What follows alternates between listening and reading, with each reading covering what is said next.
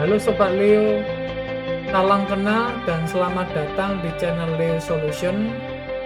Di sini kita akan belajar bersama untuk mengulik berbagai macam pembahasan perihal Microsoft Office, yaitu Microsoft Word, Excel, dan PowerPoint. Dengan harapan bisa membantu Sobat Leo dalam menyelesaikan tugas sekolah atau segala pekerjaan yang menggunakan aplikasi Microsoft Office. Sobat Leo, pada video kali ini saya akan memperkenalkan cara memberikan nama pada area data tertentu. Nanti kita akan menggunakan beberapa fitur yang telah disediakan di Microsoft Excel.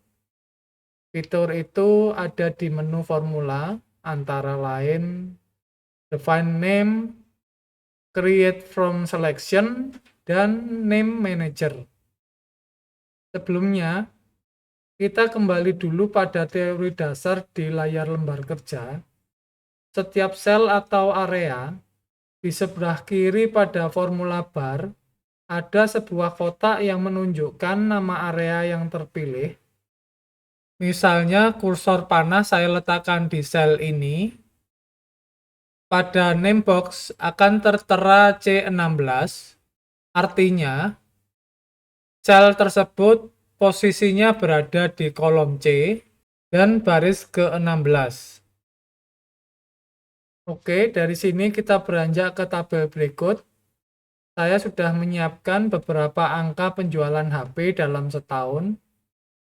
Kita akan mencari total penjualan per item barang dan total penjualan per bulannya. Untuk total penjualan per bulannya, blok lokasi total baris 10, gunakan fungsi AutoSum.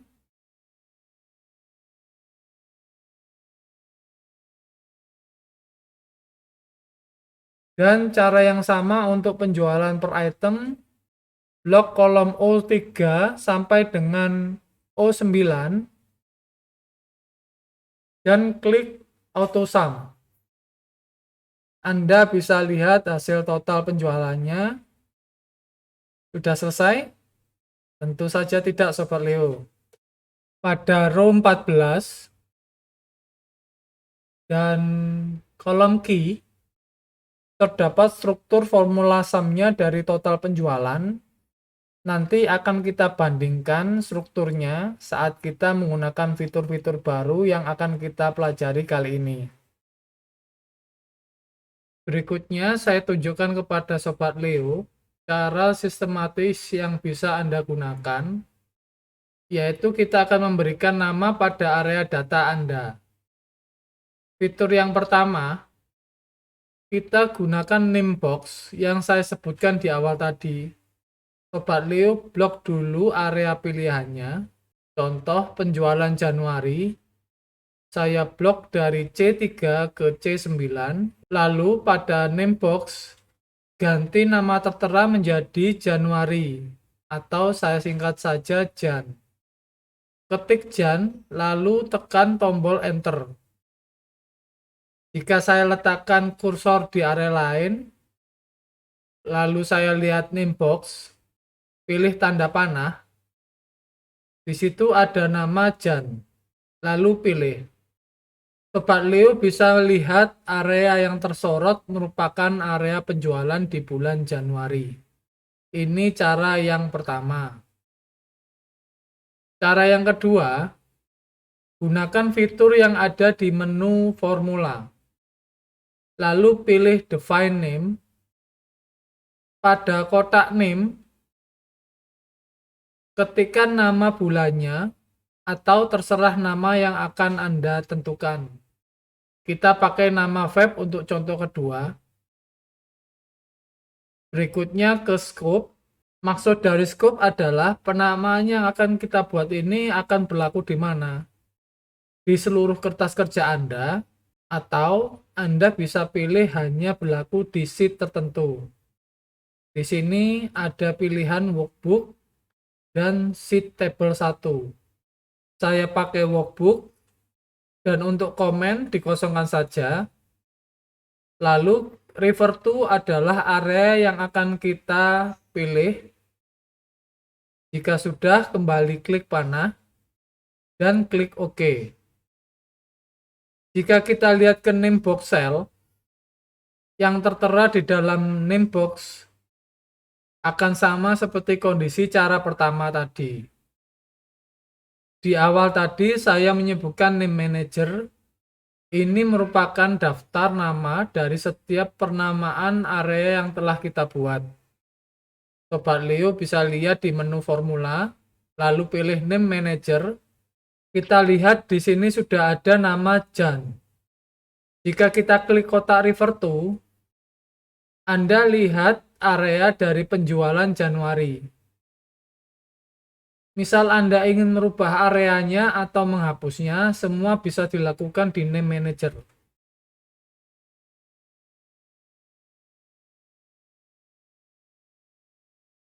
Berikutnya cara yang terakhir, Sobat Leo, dari tadi saya sudah memberikan nama atas penjualan per bulan. Cara yang sama bisa Anda lakukan untuk penjualan per item.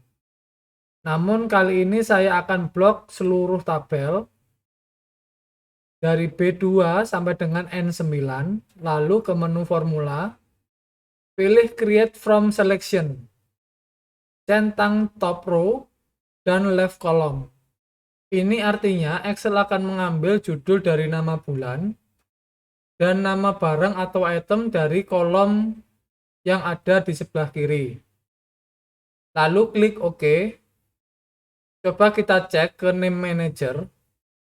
Sobat Leo bisa lihat sudah ada beberapa nama area baru. Cek refer to-nya, di mana posisi menunjukkan masing-masing area dari nama-nama tersebut. Atau cek name box di samping formula bar. Dengan cara blok area yang dipilih, nanti name box tersebut akan tertera nama areanya. Oke, sampai di sini Sobat Leo sudah paham ya. Kali ini saya akan menunjukkan apa manfaat dari kita memberikan nama di area tadi.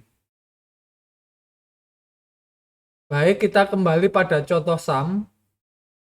Di sini Sobat Leo tidak perlu blok area yang akan dihitung. Kita tinggal ketikkan sama dengan sum, kurung buka, ketik Jan, kurung tutup, enter.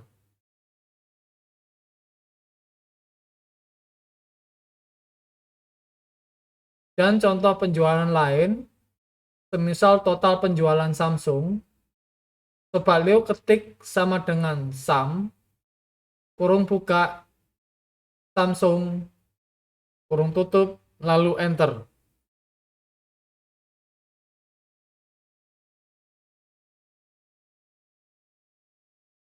Bagaimana jika kita copy formulanya dengan cara drag kotak kanan di pojok bawah ini?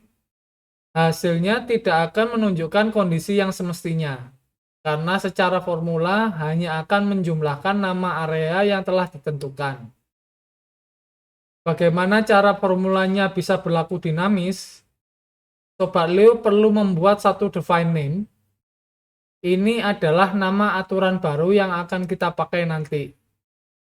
Jika kita menginginkan total penjualan per bulan bersifat dinamis, misal kita akan buat namanya total penjualan, atau saya buat nama yang ringkas, totpen, saya beri tanda hubung garis bawah, karena spasi tidak berlaku di fungsi ini. Jadi pilihannya jika ada dua kata atau lebih, harus digabung dengan tanda hubung, semisal garis bawah. Lalu pada refer to,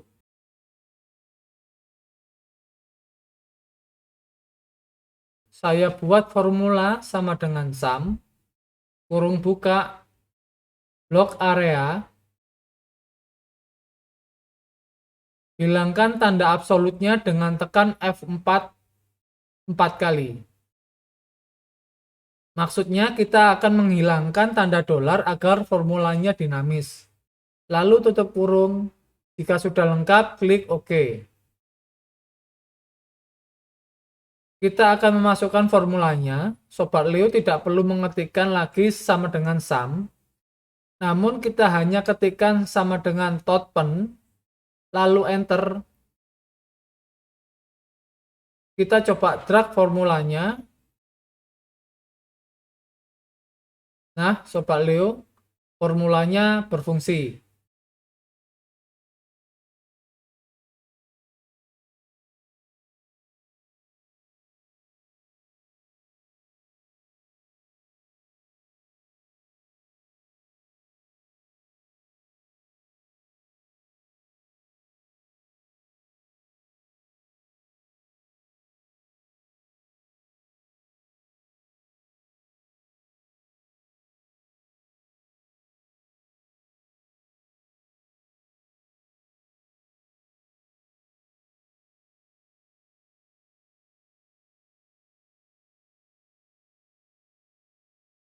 Lalu bagaimana jika saya berada di posisi sheet lain?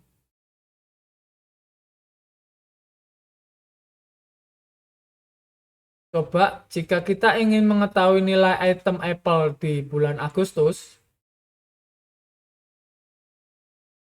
kita cukup ketikkan sama dengan Apple, Agu, pastikan nama bulannya sesuai dengan nama judul yang ada di tabel. Lalu enter, hasilnya 151. Coba kita cek ke dalam tabel, nilainya sama Sobat Leo. Untuk data yang lain akan kita isi. Saya akan pakai formula untuk cross-check selnya. Saya buat dulu. Jika hasilnya salah, akan tertera false. Dan jika benar, hasilnya true.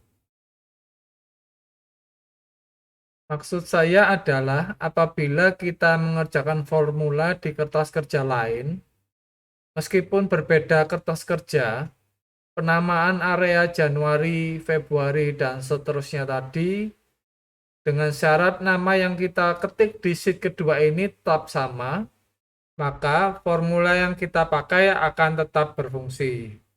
Karena formula tersebut tetap mengambil data sesuai dengan nama yang kita pilih. Baik Sobat Leo, sampai dengan sini kita sudah mengetahui bahwa penamaan area akan sangat membantu kita dalam mengambil data. Baik di dalam satu lembar kerja atau dalam satu buku kerja.